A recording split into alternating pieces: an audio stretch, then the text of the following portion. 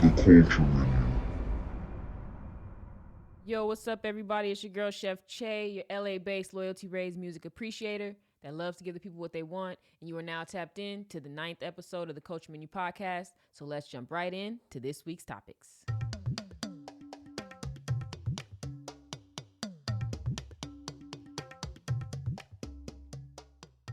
Man, another week, another interesting week in COVID, guys. It's actually getting worse, I think. I've heard. I try not to watch the news. I think that's very important. We should not watch the news. We should, but we shouldn't, you know? Tap in like you do here, but don't watch. Don't invest time in that thing. I don't know. I was watching Joe Rogan's podcast recently where he was talking to Tony Hitchcliffe. I think that's his name. And he was like, out here, ain't nobody worried about COVID. Out here in Florida, ain't nobody worried about COVID. And Tony was like, yeah, And it's just like so interesting. It's so interesting. I mean, I wonder what it was like. He didn't really go. He didn't paint a picture too much. He was just like, oh, everybody's spread apart. There's not as many people here. So it's just like not worry. It's a little more lax. Whereas here, I guess people are on top of each other. I don't know. That's none of my business. I just stay to myself, stay inside. I try to avoid a lot of places. I think the only place I really do go outside of like here and my family's house is like the grocery store, the liquor store, depending on what kind of day it was. You feel me? And the medical shop. I go to the medical shop once every 2 weeks or so. So yeah, I don't know. Anyways, on to the next. I'm gonna put you guys on early today because it's boiling in me that I just have to tell you. So I know I've talked about stock, me getting into stocks and buying things and da da da da, and you guys should do the same. But I've been put on, and now I'm putting you guys on. Isn't that how the world's supposed to go?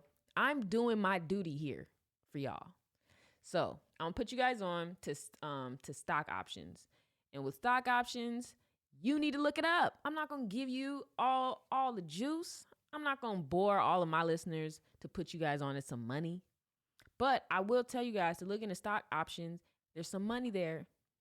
You learn the strategies, and there's some money there. I don't know what else you want me to do. When they say lead the horse to water and you can't force him to drink it, this is me leading y'all to water. I'm literally telling you I just led you to water. That's it. I did my duties. Stock options. Look up stock options. Before you invest money, make sure you look up information on it. YouTube videos if you don't like to read. Read if you don't like to watch videos. Whatever. So stock option, guys, I just put you on.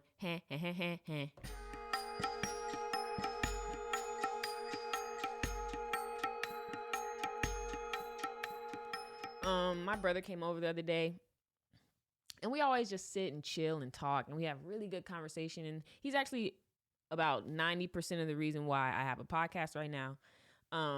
It was, whatever. So we were chilling, we were talking, we were hanging out. Somehow we were talking about reparations, right? And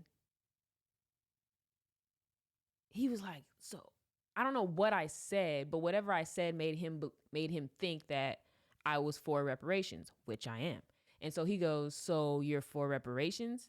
And I said, yes. And he was like, so how do you think that should go? Out of curiosity, not that he's against it, just out of curiosity, how do you think that should go? Blah, blah, blah. And I was thinking, that's a really good question, sir. And I think, a really good answer. I mean, there's always going to be people that don't fuck with what you say. There's always going to be a majority that goes against what you think. Great. Now that I got that out there, I'm about to give y'all my opinion. Okay? It's a beautiful opinion if you really think about it. So, reparations. We are owed reparations. This country was built off the backs of our ancestors. Facts. They know it. We know it. They're trying to slowly acknowledge it, right? They don't want to fully be like, y'all were our slaves, but they would be like, y'all had a hard time. That's where they're at right now. Y'all had a hard time.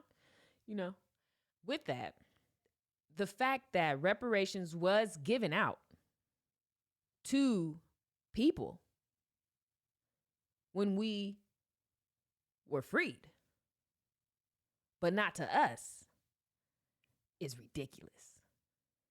And therefore, they really have to make up for that. That's two things those are 2 points right there, right? They gave money to the owners of the slaves because they felt they were losing money. That's the most backward shit I ever heard in my life. Okay. Anyway, so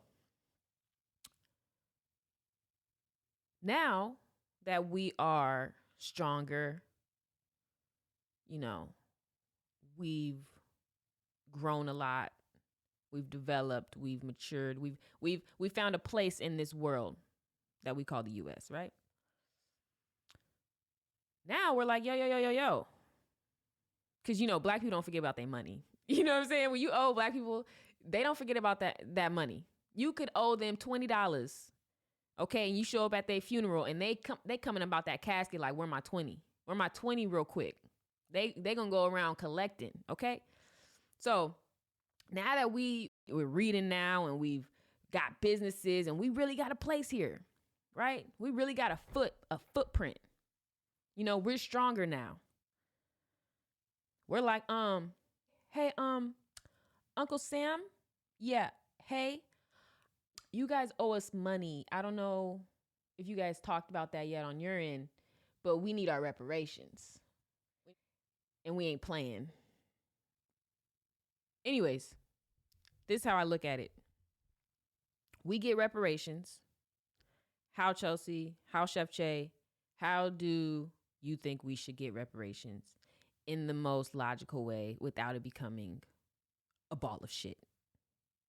Here we go, guys. Reparations is distributed to the oldest relative of the family tree, right? So me, there's between 11 and 13 people in my family. But I have a great grandmother that's alive. She's at the top of that family tree. She created my aunts and my grandmother, which created my mom, which created me, right? So she would get the check. And think about it. Our family is built off the backs of the people, of those people, the great-grandmothers and the great-great-grandmothers and the great-great-grandfathers and the great-grandfathers and stuff like that, right? So why shouldn't they have that power, right? They've been giving their power away to y'all niggas and these Uncle Sams and shit all their life. Why shouldn't they? Why shouldn't they? Because we claim to learn from them. They raised us the best they could. They did the best they could in a time that was unforgivable, unbelievable. Why shouldn't they? Why shouldn't they? They're older and wiser now. And I think that's just what I think. I trust my great grandmother to do what's right. And I'm not even saying that I would get any money. Because it ain't about me, right? I don't want money just because I want money, right? Like I want what's due, what's owed to our people. It's not about me. Like I don't care if the money never touches my hands. That's great. I don't care. But if my aunt or my mom or my grandmother or my grandfather or my whatever can get, what's owed to them, and you could be like, oh well, you weren't picking cotton. They didn't actually pick cotton. Are you crazy?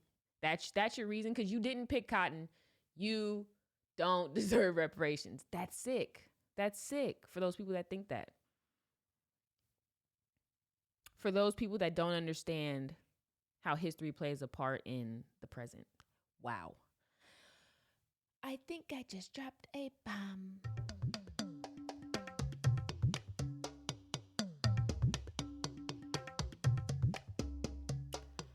Um, this week,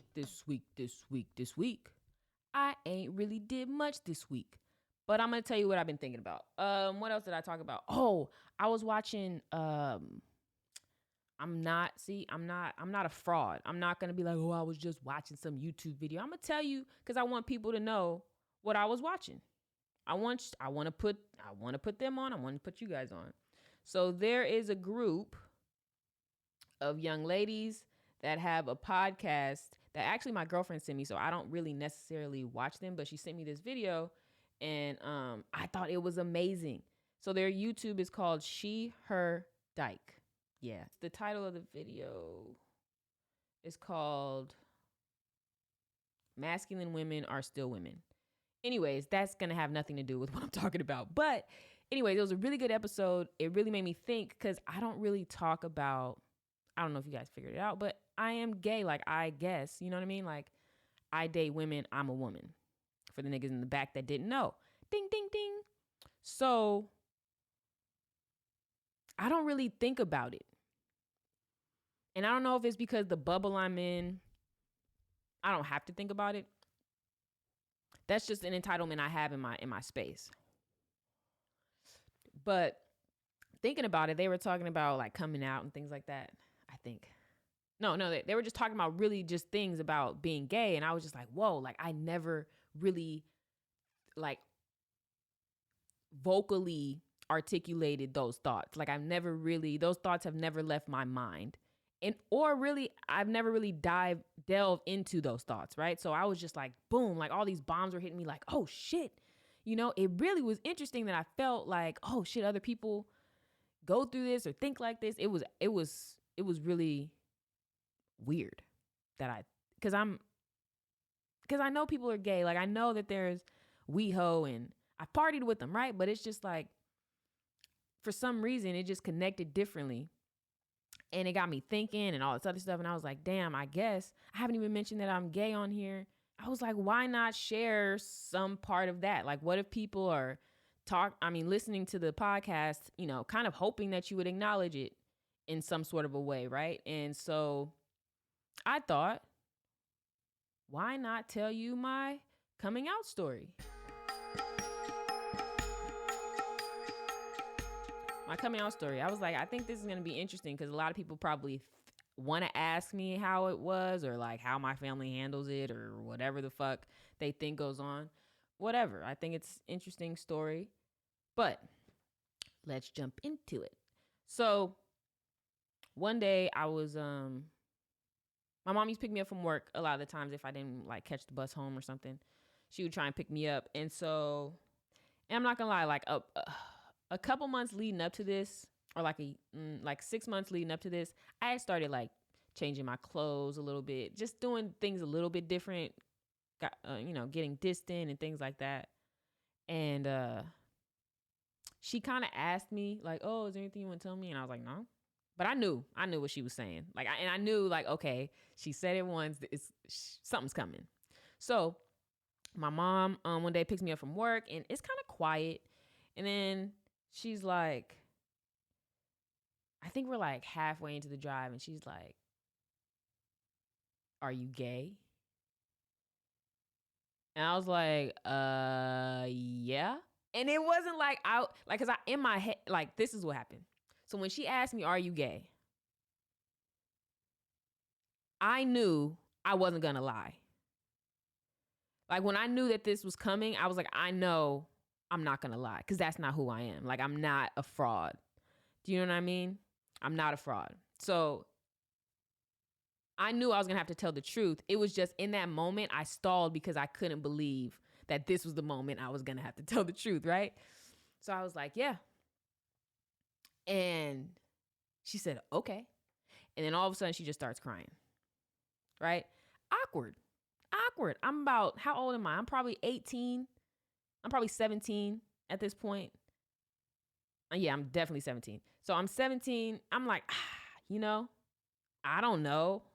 I don't know. I don't know what this conversation is supposed to look like. I've never heard good stories, but never really thought about it. She's just crying. Not like on some boo-hoo, but something's hurt. I start crying. I'm not gonna lie. Then I start crying because I'm like, damn, sucks. It sucks to hurt someone. So we get to the house. I just get out and like run in my room. First thing I do is I call my closest homeboy. And I was like, yo, I just told my mom that I'm gay. And she's crying. And I think she's crying because she wishes I was different. I think she's crying because she wishes this was not the answer. And I was like, and if she kicks me out, I need to come over there, you know? He was like, you're always welcome. He was like, but I don't think that's the answer. Right? And I'm like, what? Straight man, okay? Straight as can be. He's like, nah, you should go talk to her. He's like, you should give her that opportunity. You know what I'm saying? I was like, what? It's like, give her the opportunity to digest what you told her. He was like, and just come over after. I was like, okay. All right. So I G'd it up, packed my bags. I'm thinking I'm going to go stay at his house. Not for tonight, then forever, whatever. But, so I went in. I was like, yo, mom, like, is there anything like you want to talk about? Like, I think I'm about to head out. The first thing she said, I need you to know, I'm not crying because I wish you were any different. I'm crying because I thought we were closer than that. And I can only imagine how holding on to something like that would be painful for you. I think that's so deep. Like my mom, it was a deep moment. I don't even think I said anything. I think we just hugged. You know?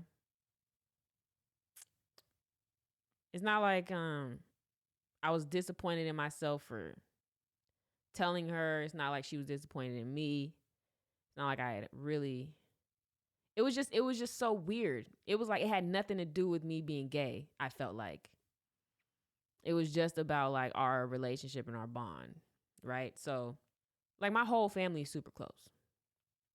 So when she said that, it was just like, damn, like I let other people's experiences be projected onto me and my mother, really. And I didn't care about anybody else. Like I didn't care about having to tell my brother or my other family. Like I didn't really care about any of that. I only cared about my mom. And for her to handle it like that, I felt like, oh, I could take on the world. I got my mom behind me, accepting me. And when you have acceptance, it's like, it's weird. It's just like, it's one less thing you have to think about. And like ever since then, I never really thought about it. I've never really thought about it. And even when stories come up and people are telling me how they dealt with or whatever, their response to me being gay was, it's weird. It's like an out of body experience. It's like, I'm like, what? Word? That's weird. Strange. So like, yeah, my coming out story is so different than I'm sure the average. Whenever I bring like people around that are gay or bisexual or anything like that, or just understand, right? Just understand being judged and things like that and not accepted. They're like, yo, your family's so cool. I'm like, yeah, what are you talking about? Like they don't care about, it's like, why would they? Why would they? Why would they?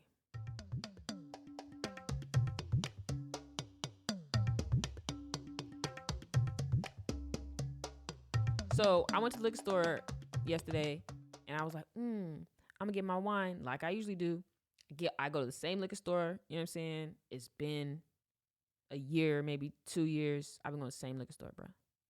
And every time I go in there, I talk to the guy at the front, like, yo, what's up? He always speaks to me, hey, my friend, how are you? What's up?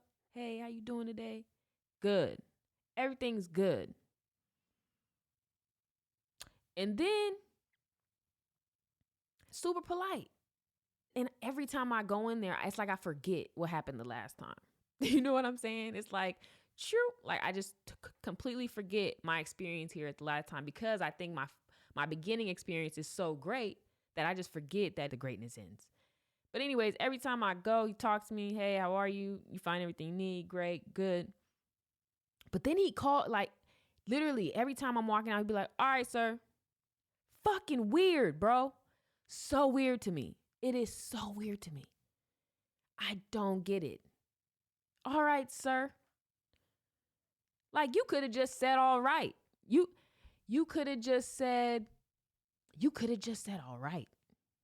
You could have not said shit once I'm leaving the register. But literally every time. And it's like, it's so polite that now I'm confused. And now I don't know if he's being disrespectful. So now I feel like I got to go to a whole nother liquor store.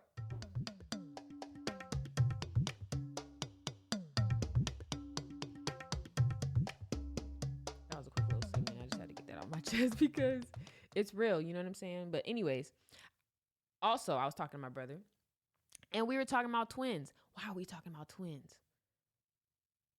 I don't remember why we were talking about Twinz, but I was like, yeah, there's always a nice one and there's always a mean one. He's like, yeah. And he was like, or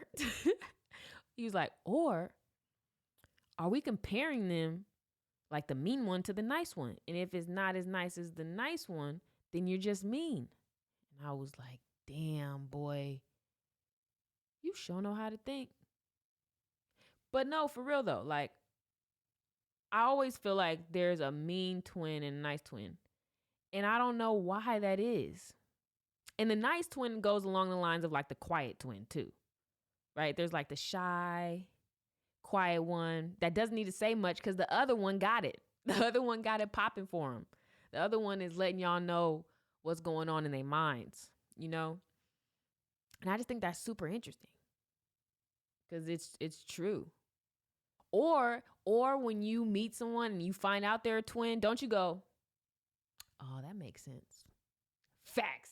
I know that goes through your mind because it goes through mine. I'll be like, oh, you're a twin. Makes sense. I don't know what about it makes sense. And I'm sorry, twins, but it's just the truth. It's just the truth. They'd be like, oh, it makes so much sense. It's kind of like twins are half of a human. Like character wise, right? So like, okay, think about a whole person and they'll take like all these characteristics. Half of those characteristics is in one twin and those other half of the characteristics in the other. So they're both still missing 5 and the other one completes them. It's so weird. So when you meet a twin and then they're like, oh yeah, I'm a twin. It's like, oh, that's where the other half of your shit is.